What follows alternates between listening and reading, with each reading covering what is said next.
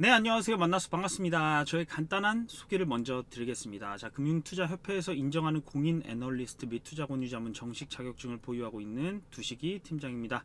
자, 여러분들의 성공 투자를 위해 올바른 투자 지식으로 영상 제작하고 있으니까 좋아요와 구독 부탁드리면서 브리핑 시작하도록 하겠습니다. 자, 오늘 좀 삼성전자가 여러 가지로 좀 말이 많았던 것 같아요. 자, 오늘 뭐 마감은 1.3% 요 정도로 좀 마감을 해줬는데, 자, 장 초반부터 좀 빠지는 모습을 좀 보여줬어요. 자, 일단 삼성전자라는 종목 자체가 우리나라 시가총액을 좌지우지하다 보니까 이렇게 시가 갭으로 좀 하락을 시작했죠. 자, 노조에 대한 영향인 것 같아요. 노조가 이제 뭐 영업이익 25%를 달라 뭐 이렇게 지금 얘기를 하고 있는데, 사실상 이게 관철이 될 수가 없는 조건이라고 저는 봐요. 그런데도 불구하고 노조가 영업이익의 25%를 달라 이렇게 나오고 있고, 실제적으로 파업 수순에 들어간다라고 하기 때문에 정말 이러면 안 되거든요, 사실. 자, 여기도 보시면 이런 기사가 지금 오늘 나왔던 기사예요. 2월 7일 아침부터 이런 기사가 나옴으로써, 자, 성과금 25% 달라. 주주들 완전 지금 댓글만 봐도 장난이 아닙니다. 한번 댓글 같이 한번 볼까요? 여기 보시면 지금 정말 댓글이 무지막지해요. 자, 노조가 부당한 요구자는 회사가 망해야 한다는 불순분자라고 본다. 자, 주변국이 망해가는 대한민국을 보면서 흐뭇해하겠습니다. 욕심이 하늘을 찌르는 노조놈이네요. 배가 불러도 너무 부른 듯 최고의 대우를 해주니까 지네가 진짜 잘나서 그런 줄 아는 듯 좋은 회사 덕에 잘 사는 줄도 모르고. 자, 정말 다 읽어드리고 싶을 정도예요. 노조 요구 절대 들어주지 마라, 짜증난다. 주가 떨어져 열불나는데 배부른 노조? 뭐 별의별 얘기를 다 하고 있어요. 욕을 허벌 먹어봐야 정신을 차리지. 이거 사실상 제가 오늘 이 얘기를 하는 이유가, 자, 영업이익이 지금 6천억이 됐대요. 그러니까 1200억 내놓으라는 거예요. 20%가 1200억이죠. 25%면 얼마예요? 4분의 1, 1500억이네요. 자, 이렇게 내놓으래요. 왜냐하면 지금 이제 6천억 벌었는데 실제적으로 매출액이 10조 나왔는데 영업이익이 1조도 안 나와요. 10%도 안 돼요, 사실은. 그런데 사실상 제가 보면 이 반도체 제조업 그리고 이제 하만을 인수하면서 굉장히 큰 돈을 역대급 M&A 자금을 들였단 말이에요. 그때 당시에 이 회사를 9조 4천억에 인수를 했습니다. 그리고 인수하고 나서 이 9조 4천억 이 9조 4천억을 어떻게 메울까 싶었는데, 자, 영업이익이 계속해서 500억 1000억 나오는데 9조예요, 9조. 그런데 이제 이재용 부회장이 처음으로 삼성전자에서 한 M&A 정말 큰 수확을 거둘 수 있을까 굉장히 많이 주주분들이 기대하던 것인데, 그런 것들이 이제서야 성과로 나오고 있어요. 그렇다면 이런 거 실제적으로 지금까지 투자한 금액들 뽑으려면 아직도 한참 남았는데도 불구하고, 자, 여기 보세요. 10조를 벌었는데 10%도 안 나온 영업이익이 나오는 사업들인데 여기에 25%를 달라니, 제가 봐도 이건 말이 안 된다는 생각이 들어요. 자, 그래서 지금 노조가 이런 상황이 있는데 실제적으로 주가적인 측면 오늘도 시장이 막 빠지면서 좀 우리가 좀 충격을 받을 수가 있었어요. 또 삼성전자는 이렇게 됐고, SK하이닉스도 이런 하락을 보여줬죠. 똑같아요. 시장이 지금 여기랑 잠깐 같이 비교를 해보시면 시장이 지금 SK하이닉스랑 삼성전자를 필두로 해서 상당히 많이 빠졌어요. 장 초반에 굉장히 우려스러웠는데 그래도 이거를 어느 정도 회복하면서 끝나줬다. 자, 그러면서 여기 지금 잠깐 보시면 쭉 이제 하루의 어떤 주가 측면이랑 수급들이 나와 있어요. 자, 일단은 기관들이 지속적으로 매도를 하는 부분이에요. 초록색 기관 쪽이랑 금융투자 쪽에서 이렇게 해줬고, 우리 증시 또 개인들이 또 맞췄습니다. 자, 오늘은 개인들이 너나 나나 할 거 없이 굉장히 좀 매수세를 보여줬는데, 기본적으로 LG에너지솔루션은 또 순매도가 나왔어요. 자, 그리고 삼성전자는 개인이 340만 주를 샀다. 이런 동안에도 계속해서 담는 삼성전자다라는 말씀을 드리고 싶어요. 자, 노조가 어쨌건 삼성전자가 어떤 일이 있건 우리 개인들은 삼성전자 주가가 빠지면 이렇게 노력을 해주는데 우리 노조들 뭐 하는 겁니까? 라는 말씀을 드리고 싶어요. 자, 그리고 제가 오늘 이제 삼성전자가 이런 모습을 보였지만 실제적으로 오늘 뭐 증시가 미국장의 영향을 안 받은 건 아니에요. 실제적으로 지금 메타가 폭락을 하고, 자, 아마존 같은 경우는 폭등을 했어요.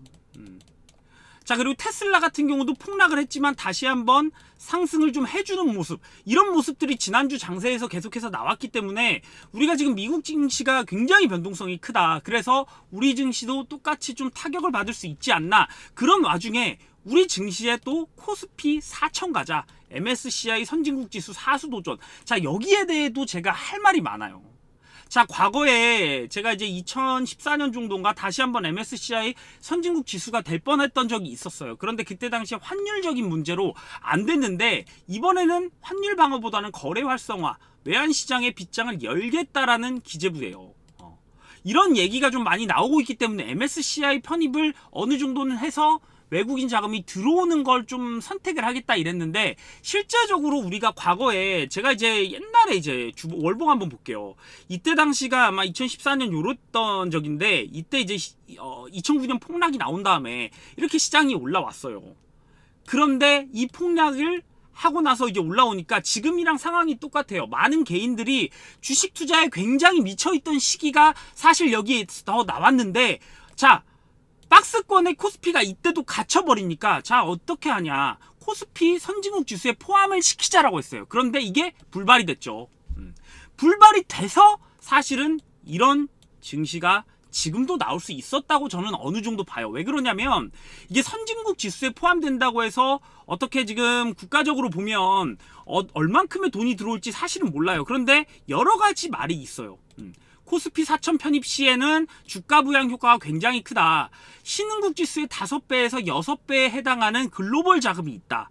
그래서 한국경제연구원에서 한국 증시의 선진국 지수가 편입이 될 경우에는 약 20조에서 65조까지도 외국인 투자 자금이 새로 들어온다고 추정한다고 이렇게 얘기를 하고 있어요. 그런데 한편으로는 뭘 하냐? 패시브 자금 28억 달러 유출한다는 이런 이제 하나투자증권이나 이런 데서 이제 리포트가 나왔어요. 그러다 보니까 얘는 갑자기 20조에서 60조에 달하는 자금이 들어온다고 하는데 갑자기 하나투자증권에서 순유출을 한다네. 그러니까 내용 자체가 그런 거예요. 한국의 비중이 너무 낮다.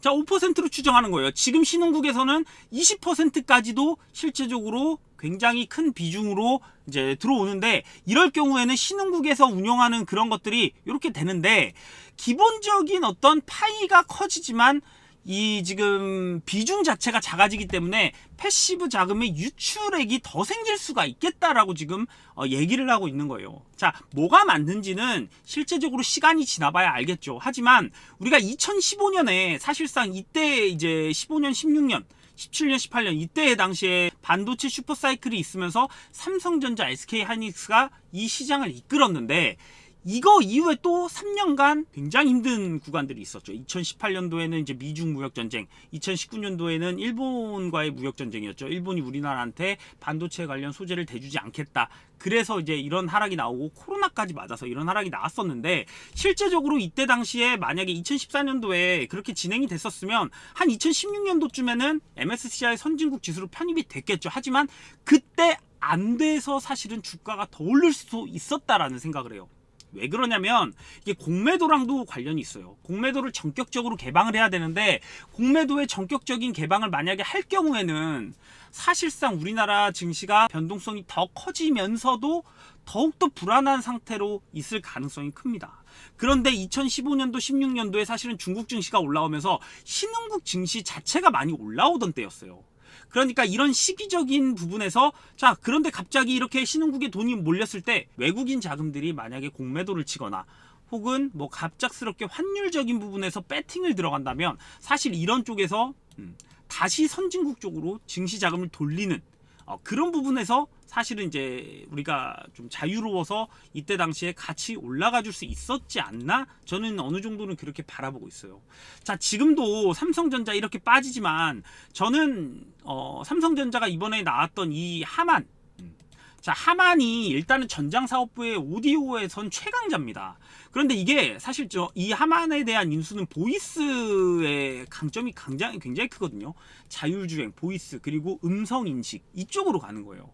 그러다 보니까 추가적인 M&A 가능성을 이쪽 하만에다가 같이 연결지어서 자율주행 쪽에 가지 않을까, 이런 게 조만간 나오지 않을까라는 어떤 그런 판단을 해요. 이런 기사를 보면.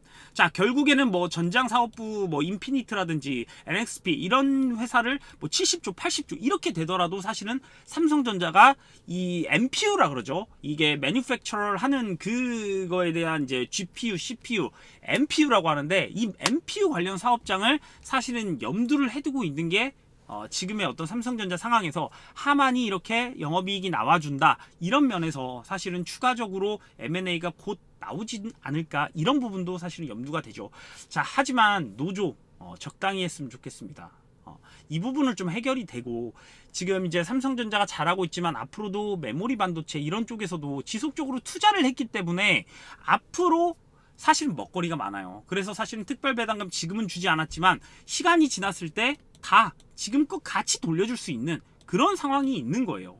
지금은 메모리 반도체, 파운드리 반도체 투자가 많이 들어가는 상황에서 이제 뭐 매출액이 올라왔지만 아직 영업이익은 2018년도에 있는 그 슈퍼사이클만큼 영업이익이 나오진 않았다. 그런데 이제부터 정말 앞으로 2년 동안 반도체 시장에 빅사이클이 옵니다.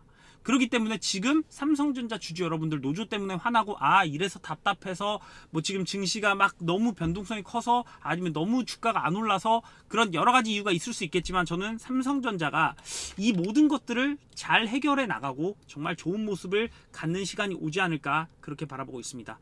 자, 삼성전자에 장기 투자하시는 분들은 지금 굉장히 우려스러운 구간이지 않을까라는 생각을 해요. 전 세계 증시에 대한 변동성도 크고 여러 가지 삼성전자가 앞으로 헤쳐나가야 될 게 너무나 많아서 그런데, 정말 이제 미국에서 반도체를 밀어주는 부분들, 그리고 실제로 메타나 뭐 이런 테슬라 이런 것도 폭락이 좀 있었지만 기본적으로 아마존은 또 폭등을 했다.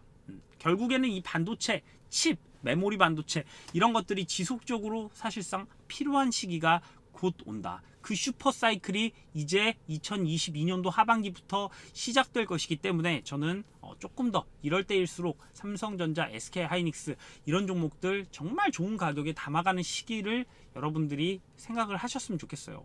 자, 그래서 그런 부분들 참고하시면서 저는 또 삼성전자 좋은 이슈들이 나오기를 기다리면서 그때 다시 영상으로 찾아뵙겠습니다. 자, 끝까지 시청해 주셔서 감사합니다.